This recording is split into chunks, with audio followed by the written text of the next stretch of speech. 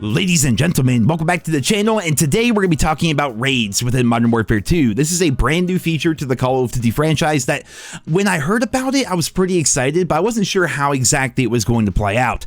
Well, today we actually took on the raid, we completed the raid, and we're going to be doing kind of like a mini review here for this video today. So, what is a raid within Modern Warfare 2, you guys may be asking? It's essentially a very fancy Spec Ops mission, for all intents and purposes. You have to do a specific challenge to even be allowed to take on the raid, which in the multiplayer is not hard to do. I think my challenge to get into the raid was get 3 kills with the battle hardened perk equipped. That was like pretty much it. And then once we got in there, we ended up seeing this cutscene right now, which explains a bunch of goat farmers essentially found an old bunker, and that was it. We sent the guy in. I don't remember the guy's name, but the guy went in, and we never heard from him again. So we send in Price, we send in Gaz, as well as Farah, I believe her name is, and then we just go in there, and it's up to us to figure out what's down there and hopefully rescue our friend, right? Sounds pretty simple. But before we do all that, we were greeted with this screen right here. I mean, we have a level 1 assault kit. It's because I've not played Spec Ops at all, and neither of my friends, so we had nothing going into this. We weren't sure how it was going to go, but we have heard this was going to be pretty difficult.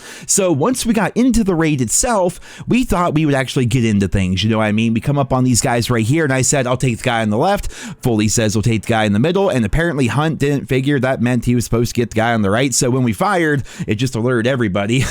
Which was kind of funny.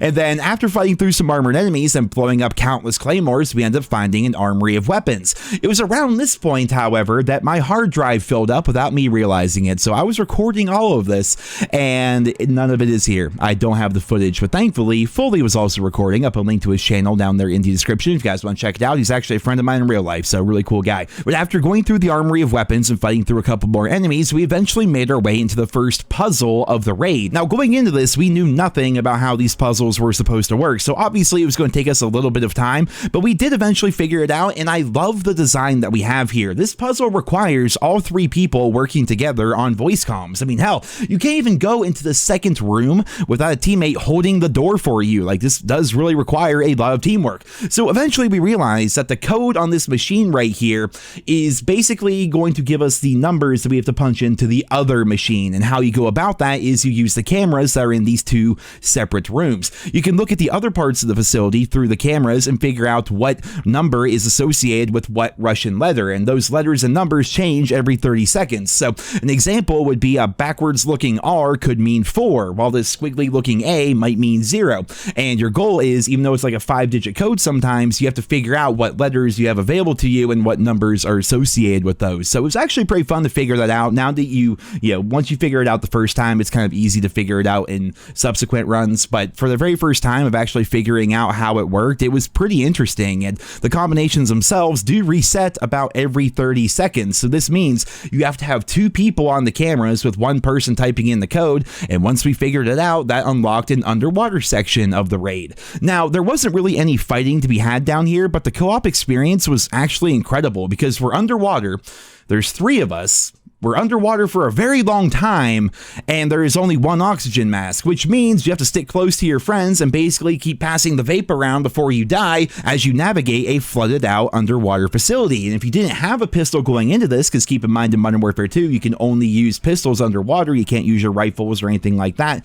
we did find our way to a room that had a bunch of pistols, and we ended up using those underwater to get rid of a couple of traps, and eventually we made it out, and we found ourselves at yet another console after fighting through even more enemies. Now, this one requires us to activate 2 separate machines. I think this is actually really interesting as well, because the rooms with the machines in them are all spread apart, and there's lots of enemies showing up along with the occasional swarm of bomb drones, so you really have to go off on your own. You're working together, but you're kind of lone wolfing it throughout this part of the mission.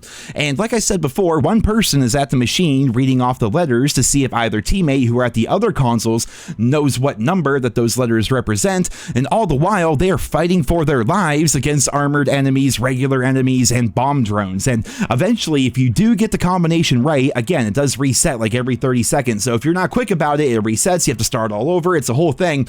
But once you do that, once you get the combination right, you have finished step 1 of 3. Because to make things even spicier, there is a fingerprint lockout on this machine right here, which means that once one person types in a correct code, they have to then switch locations with a buddy, so that buddy has to be the one to type in the next code, and then after that, the third person has to come in and type in the third code. And also, if somebody goes down, which we were doing a lot of by this point, it really does slow down the entire process because the console rooms are not exactly very close to where you have to type in the codes, and you can die in normal mode because that did happen to us. You can die and it will restart you back at your last checkpoint. Veteran mode, which apparently is like going to be super difficult, I don't believe that is going to be the case, but eventually we did get all 3 codes typed in correctly, and then we had to wait several minutes for this door to slowly open as we took on waves and waves of enemies and bomb drones until eventually we got inside. And in there we get another cutscene. Farah's soldiers are dead, or Farah, I always forget. I mix her up with the Overwatch lady who has this very similar name, but her soldiers are dead, and the dude we came in looking for is nowhere to be found. But we did find an old Soviet Cold War era ICBM, and that's where the story ends. Infinity Ward has said that there will be a total of 5 different raids. I'm not sure the exact release schedule, but I would imagine each season or maybe every other season we're going to be getting a different raid to take on.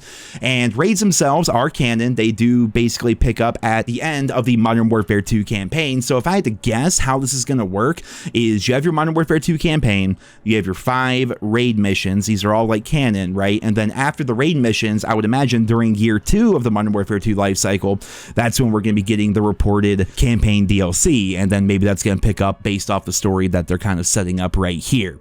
So there you have it, raids. Actually really fun, really interesting. It was way more fun than a typical campaign mission of just, you know, gunning down nameless Russians or bad guys over and over. Like, you did have to, you know, gun down some people, but it wasn't too many people, and there were little traps all throughout the underwater section. There were claymores in the above ground section, and the puzzles that you know, forced you to work together with your teammates, and, you know, having to run off on your own and figure out these codes while taking on a bunch of enemies. And if you go down, then suddenly it throws a monkey wrench in the entire thing, and then suddenly you have to go save your teammates, and it was a lot of fun. I actually thought this was pretty great. If you complete the raid on the normal difficulty, you get the gas operator, which you guys can see right here, and throughout the entire raid you're going to find these little crates or maybe these little briefcases and things like that that will have intel in them. And then once you get all the intel, as you can see, you'll end up getting a calling card, an emblem, as well as a blueprint of the revolver. So essentially you do get some rewards. There aren't really a whole lot of rewards that are associated with this so far. I do hope that they kind of up the ante a little bit when it comes to the rewards for this, but overall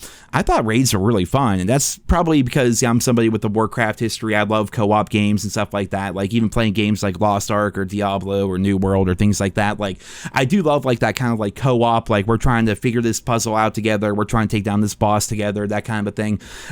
Yeah, it was good. I genuinely think the raid was very fun. I will say, I imagine it's gonna be pretty difficult to play on veteran, especially if you're someone like me who still has a level 1 assault kit, because I don't play the other Spec Ops missions. And I also imagine that if you're just somebody who typically plays COD solo and doesn't have somebody to play with or anything like that, I mean, jumping into a normal match online and having to deal with a guy that's deep throating his mic and the other kid whose, you know, parents are getting divorced in the other room, like that might be a little frustrating, especially trying to explain to them how these puzzles work, and having one person who takes the oxygen tank and then swims off on his own, and you're like, come back, we literally need you to not die. And I can see that being pretty tough if you're a solo player and you're trying to play with randoms. But if you have a couple of friends, and it's only a 3-person raid, so if you have 2 buddies you can play with, and set aside some time, I should say as well, I'm stuttering here, but you should set some time away for this, because it took us about an hour, maybe an hour and 20 minutes, hour and a half, something like that, because we were dying a bunch, and of course it was our first time playing, so therefore we didn't know how the puzzles exactly worked.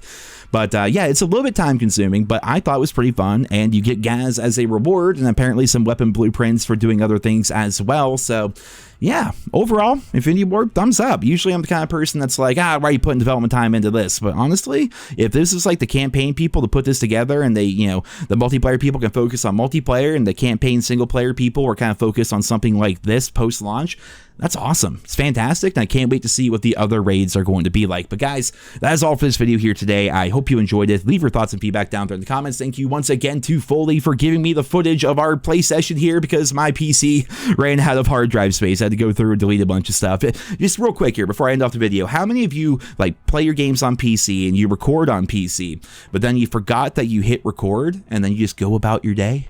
Or you go to bed and you forgot that you're still recording because you're mind-numbingly playing Shipment for a couple of hours? Yeah, I had a couple like 12-hour video files, which was really sucking up most of my remaining hard drive. That's what ended up happening. But guys, I hope you enjoyed this video. Thank you so much for listening, and I hope you guys all have a wonderful day.